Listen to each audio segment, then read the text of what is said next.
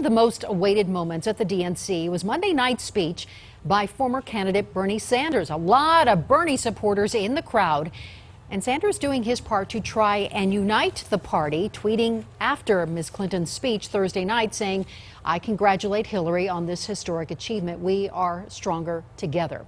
Well, joining me now is Rudy Gonzales, who's been a vocal supporter of Bernie Sanders. And thank you for being here, Rudy. First of all, what was that like watching Clinton on stage, knowing that it was Bernie Sanders who won Colorado? It was difficult. It was hard to watch that, and I appreciate the high emotions that ran through the multitude of Bernie supporters at the convention regarding Bernie's speech. I felt those same emotions, and also I just felt that Bernie was a class act. He handled himself well during that speech. Yes. Did he change your mind in any way? I've been part of a movement my entire life. I was raised in a movement for civil and human rights, and that's why Bernie's message so resonated with me and with many young Latinos and Latinas across Denver Metro and Colorado. And the fact that he lived his message for over 40 years really resonated for us. So, but I also understand that because the movement and the struggle continues, that this is a step towards that movement and continuing that movement. And now it's our responsibility to support a person who I feel is going to be accessible, is going to be responsive, but we're going to have to hold accountable. Well, Sanders told supporters Monday night that no one was more disappointed than he, that he is not the party's candidate. And he said the job's not done. Listen. Our job now is to see that strong Democratic platform implemented by a Democratic-controlled Senate,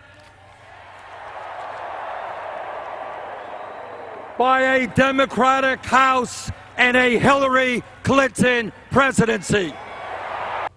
So he is behind her. Are you behind Hillary Clinton now? We're working. I'm coming aboard for Hillary. I'm going to be working to get her into the White House as a community activist, as a community leader. I think it's important, though, not to forget, especially for Latinos, when you look at a Trump presidency, he has articulated a very strong anti-Latino agenda. So there's nothing in his agenda that appeals to you or to any of the Sanders supporters? Not to somebody who's worked for civil and human rights his entire life. What are the issues that you see are out there that maybe neither platform is addressing right now? Well, I think, because of Bernie's presidential run, he has moved Hillary more to the left on some of the issues that are resonate with our community. Issues of affordable housing, issues of high unemployment, issues of low income, issues of systemic disparities that create huge problems for our communities in terms of equity and social justice. So do you think that because of Bernie Sanders, she is now hearing those messages, or is this still an ongoing? I really feel that she has heard these messages. I think some of the platform and some of the work that the Democratic Party has done to revise the platform with a more progressive agenda, I think is testament and evidence that she's heard the message. But it's also our responsibility, again, to continue to hold our elected officials and our appointed officials accountable to our communities in the areas of justice, peace, and equity.